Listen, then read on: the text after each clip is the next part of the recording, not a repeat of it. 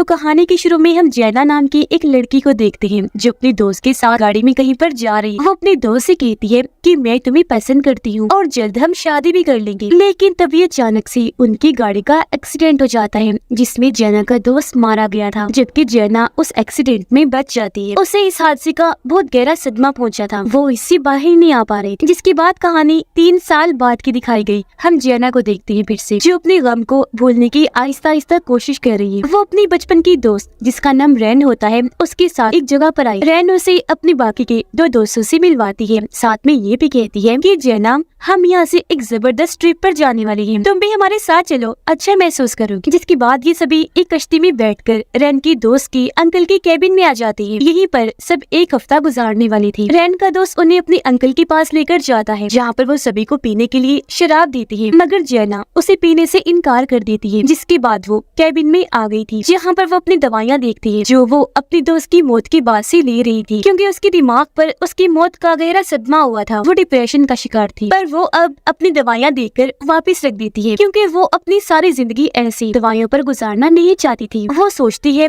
कि मैं इनके बगैर भी जिंदा रह सकती हूँ। रात को सभी मिलकर खाना खाती हैं। रैन की दोस्त के अंकल उन्हें बताते हैं कि हमारे टाउन में हर साल एक फेस्टिवल त्योहार होता है जिसमें पार्टी भी की जाती है, तो मैंने तुम लोगों के इन्विटेशंस भी तैयार करवा दिए हैं, तुम भी वहाँ पर जाना, मुझे उम्मीद है तुम उधर जाकर खूब मजे करोगे। रैन का दोस्त अपनी अंकल से कहता है कि ठीक है अंकल जी, मैं अपने दोस्तों को लेकर पार्टी में आ जाऊँ। कुछ देर के बाद जैना बाहर आती है और रैन की दोस्त के अंकल ने जो डॉग रखा हुआ था उसके साथ खेलने लगती है। उसकी नजर जब रैन की दोस्त जिसका नाम माइकल था उस पर पड़ती है तो वो अंकल से नशे जैसी कोई चीज ले रहा था। तभी रैन भी आ जाती है। रैन दरअसल माइकल को पसंद करती थी। वो जैना को बताती है कि माइकल आजकल कुछ ज्यादा ही नशा करने लगा है, वो मेरी एक भी बात नहीं मानता, मुझे बहुत दुख होता है। तभी रैन की दोस्त की अंकल आती है। वो रैन और जैना से यही कह रही थी कि तुम भी पार्टी में जरूर आना, बहुत मजा आएगा। उधर घर के अंदर माइकल को सोना रूम दिखाई देता है। वो अपने दोस्त से उसके बारे में बात करने लगता है। सोना रूम दरअसल एक ऐसा कमरा होता है जहाँ पर जाकर इंसान स्टीम बाथ ले सकता है। वो कमरा लकड़ी से बना होता है और उधर काफी गर्माइश होती है। रैन जब ये बात सुनती है तो जैना की तरफ देखती है। उसे लग रहा था कि जैसे जैना को ये सब बातें पसंद नहीं आ रही। वो इसीलिए माइकल और अपने दोस्त से कहती है कि हमें ये सब छोड़कर पार्टी में जाना चाहिए, मगर उसका दोस्त कहता है कि नहीं, पहले हम स्टीम बाथ लेंगे और फिर पार्टी में जाएंगे। ये सारी बातें सुनकर रैन जैना के पास आती है और उसे कहती है देखो तुम्हारे साथ कोई जबरदस्ती नहीं है, जो काम तुम्हें ठीक और अच्छा लगे तुम वही करना। मगर जैना कहती है कि नहीं, मैं ठीक हूँ और मुझे भी तुम लोगों के साथ सोना रूम में आने में कोई मसला नहीं है। माइकल अपने दोस्त के साथ सोना रूम में आ गया था। जैना भी वहाँ पर जाने के लिए तैयार। वो अपने गले से पहले तो अपने दोस्त की अंगूठी को उतारती है जो वो हमेशा अपनी चैन में पहन के रखती थी। जिसके बाद वो सोना में आ जाती है। उसके हाथ में पानी की 2 बोतलें भी थी। रैन भी माइकल के पास सोना में आ गई थी, जहाँ पर जाते उन्हें गर्मी महसूस होने लगती है क्योंकि वहाँ का टेम्परेचर बहुत तेज था, जिस वजह से गर्माइश बहुत ज्यादा ही थी। रैन का दोस्त बताता है कि इस सोना को मेरे अंकल ने खुद बनाया था, इसे बनाने में उन्हें काफी वक्त लग गया था। इधर कुछ पत्थरों को इकट्ठा किया गया था जिससे हीट गर्माइश बढ़ती है, क्योंकि उन पत्थरों को गैस पर रखा जाता है। अगर उन पर पानी गिरा दिया जाए तो यहाँ पर और गर्मी फैल जाती है। कुछ देर के बाद यहाँ पर रहकर सभी को बहुत पसीने आने लगती है। रैन का दोस्त कहता है कि हमें बाहर नहर में जाकर नहाना चाहिए। ये सभी अब नहर में जाकर नहाते हैं और फिर से वापस सोना में आ गए थे, क्योंकि ऐसा करने में उन्हें काफी मजा आ रहा था। माइकल और रैन का दोस्त दोनों सोना से बाहर थे। वो बहुत ज्यादा शराब पी लेते हैं जिससे माइकल को बहुत नशा चढ़ गया था। वो अब रैन को अपने साथ कमरे में जाने का कहता है,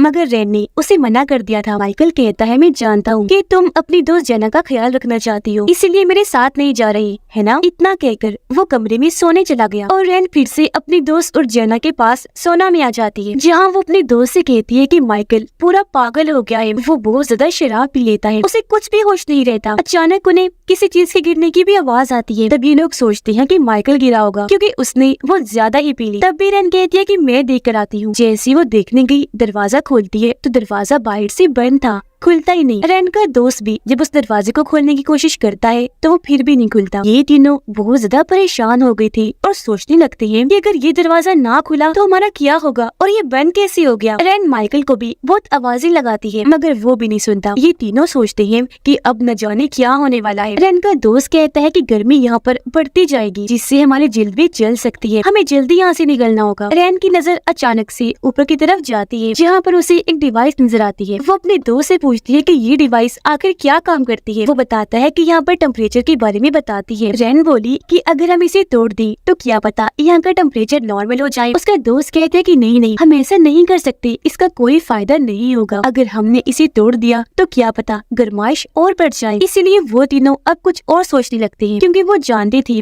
कि वो इस कमरे में बुरी तरह से फंस चुके हैं। रैन वहाँ पड़ा एक लकड़ी का चम्मच लेकर दरवाजे के शीशे पर मारती है, पर इसका कोई फायदा नहीं था, क्योंकि वो शीशा नहीं टूटता। उसका दोस्त रैन से कहता है कि ऐसे मत करो, इतनी आसानी से नहीं टूटने वाला। तभी वो उसी चम्मच की मदद से एक खोलते हुए पत्थर को बाहर निकालता है और लकड़ी की बाल्टी में डाल देता है जिसमें पानी था। ऐसा करने से वो पत्थर ठंडा हो गया था। अब वो उस पत्थर को कपड़े में लपेट कर दरवाजे के शीशे पर खूब जोर जोर से मारता है। शीशा इतना मजबूत था कि रैन की दोस्त के हाथ से खून निकलने लगता है, पर शीशा नहीं टूटता। मगर वो अभी भी हार नहीं मानता और कोशिश करता रहता है। उसने आखिरकार शीशे को तोड़ दिया था, जिसके जरिए कुछ ताजी हवा अंदर आने लगती है। वो तीनों बारी बारी उस सुराख से आने वाली हवा से सांस ले रहे थे। वो माइकल को भी आवाजें लगाते हैं, मगर उनकी आवाज उस तक नहीं पहुंच पाती। तभी रैन की दोस्त की नजर बाहर सीढ़ी पर पड़ती है, जो दरवाजे के आगे आई हुई। यही वजह थी कि उस सोना का दरवाजा इनसे नहीं खुल रहा था। वो सोचते हैं कि कैसे वो इस सीढ़ी को हटा सकते हैं। रैन का दोस्त कहता है कि हमें कुछ तो करना ही होगा। जैना उनसे पूछती है कि हम इधर कितनी देर जिंदा रह सकते हैं। रैन का दोस्त कहता है कि हमें कुछ ताज़ा हवा मिल चुकी है, जिस वजह से हम कुछ और देर यहाँ पर रह सकते हैं, मगर थोड़ी ही देर में यहाँ पर गर्माइश बढ़ने लगेगी। उससे पहले ही कोई हल हमें निकालना है। वो उसी पत्थर को एक कपड़े में बांधता है और अपना हाथ बाहर निकालकर उस सीढ़ी को किसी तरह दूर करने की कोशिश करता है, मगर इससे भी कोई फायदा नहीं होता, क्योंकि वो पत्थर सीढ़ी में अटक नहीं रहा था। रैन कहती है क्यों ना हम उस डिवाइस को तोड़ दें, जिससे यहाँ पर गर्माइश रुक जाएगी। उसका दोस्त कहता है रैन ये कोई अच्छा आइडिया नहीं है, ऐसे कुछ भी नहीं होगा। मुझे पूरा यकीन है कि ऐसा करने से यहाँ पर टेम्परेचर और बढ़ जाएगा। पर तभी उसे एक और आइडिया आया। वो रैन से कहता है कि मैं यहाँ पर लगे बल्ब को तोड़ने वाला हूँ, जिससे सिस्टम फ्यूज हो जाएगा और हो सकता है कि पूरे घर की लाइट चली जाए, जिससे इस कमरे की गैस और टेम्परेचर भी रुक जाएगा। वो अब उस लकड़ी के चम्मच को लेकर बल्ब के फ्यूज में डाल देता है, जिस वजह से पूरे कमरे की लाइट बंद हो गई थी। लेकिन रैन का दोस्त बिजली के झटके की वजह से बेहोश हो जाता है। ये देखकर जैना और रैन बहुत ज्यादा डर गई थी और वो उसे होश में लाने की कोशिश करती है। बाहर दिखाया जाता है कि रैन की दोस्त की अंकल उसी त्योहार की तैयारी कर रही थी, जिसके बारे में उन्होंने इस सब को बताया था। पास उनका डॉग भी था, जिसे वो घूम कर आने का कहते हैं। उधर सोना में उन तीनों को घंटों हो गई थी, कोई भी अब तक उनकी मदद को नहीं आया था। उनकी हालत बहुत ज्यादा खराब हो चुकी थी। रैन जैना से कहती है कि मुझे माफ कर दो, मैं ही तुम्हें इस ट्रिप पर लेकर आई थी, लेकिन मैं ये नहीं जानती थी कि यहाँ ये सब हो जाएगा। तभी वो अंकल की डॉग की आवाज को सुनते हैं, जो सुनकर जोर जोर से चिल्ला रही थी, ताकि डॉग को उनके बारे में पता चल जाए और वो उन तक कोई मदद पहुँचा सके। डॉग उनके चिल्लाने की आवाज सुनकर जोर जोर से भौंकने लगा। बाहर माइकल भी था, जो अब नींद से जाग चुका था। वो डॉग को ऐसे भौंकता हुआ देखकर हैरान होता है। अंदर जैना और रैन जब माइकल की आवाज को सुनती है तो मदद के लिए चिल्लाती है। अब इससे पहले माइकल उनकी आवाज को सुनता, वहाँ पर आतिशबाजी शुरू हो गई थी और उनकी आवाज माइकल तक नहीं पहुँच पाती। अब डॉग भागता हुआ अपने मालिक यानी कि अंकल के पास जाता है। वो उन्हें भी बताने की कोशिश कर रहा था कि उन लोगों को मदद की जरूरत है, मगर वो भी अपने डॉग पर ध्यान नहीं देते। रास्ते में जाते हुए उन्हें माइकल मिलता है। अंकल पूछते हैं क्या तुम पार्टी में नहीं गई? माइकल बताता है कि नहीं, मैं नहीं गया, क्योंकि मैंने बहुत ज्यादा शराब पी ली थी, जिस वजह से मुझे नींद आ गई थी और मैं सो गया था। मुझे लगता है कि मेरे बाकी के दोस्त पार्टी में गए हुए हैं और अब जब वो पार्टी में जाता है तो उसे अंदर जाने नहीं दिया जाता। अंकल उसे कहती है कि क्या हुआ, उदास ना हो, मेरे साथ घर चलो, मैं तुम्हें कुछ पिलाता हूँ। तो अब माइकल भी उनके साथ घर की तरफ निकल जाता है। उधर सोना में उन तीनों के पास अब पीने का पानी भी खत्म हो चुका था। उन्हें बहुत ज्यादा प्यास लग रही थी। रैन अब उठती है और उस डिवाइस को तोड़ने जाती है, जिसे तोड़ने से उसके दोस्त ने मना किया था। जैना को भी ये बात ठीक नहीं लगती। वो रैन को रोकती है कि ऐसा मत करो। जब वो उसकी बात को नहीं सुनती तो जैना ने रैन को रोकने के लिए उसके सर में पत्थर मार दिया था। वो बेहोश हो गई। जैना भी सब देखकर काफी डर जाती है और सोचती है कि ये मैंने क्या कर दिया। जैना को गुस्सा आ गया। वो गुस्से में खुद ही उस डिवाइस को तोड़ देती है, जिससे अब कमरे की गर्माइश और ज्यादा बढ़ने लगती है। बाहर माइकल और अंकल दोनों बैठे सिगरेट पी रहे होते हैं, क्योंकि उन्हें लग रहा था कि वो तीनों तो पार्टी में गए हुए हैं, मगर वो ये बात नहीं जानते थे कि वो कितनी बड़ी मुसीबत में फंसे हुए हैं। कमरे के अंदर रैन का दोस्त पागलों वाली हरकतें करने लगता है, जो देखकर जैना बहुत डर गई थी। अब वो उठकर उन पत्थरों को अलग अलग करने लगता है, जिससे कमरे में हीट होती थी। जब वो ऐसा कर रहा था तो तभी वहाँ पर गैस का धमाका हुआ। आग लगने से वो पूरा जल गया, जिससे उसकी मौत हो जाती है और दरवाजा प्रेशर की वजह से खुल जाता है। जैना दरवाजे की तरफ भागती है। वो सबसे पहले फ्रिज से पानी निकाल कर पीती है और फिर कमरे में जाकर अपनी दवाइयाँ खाती है। तभी उसे रेन की आवाज आती है। उसे ऐसा लग रहा था जैसे वो मुझे पुकार रही हो, लेकिन तभी उसकी आंखें खुलती हैं। हमें पता चलता है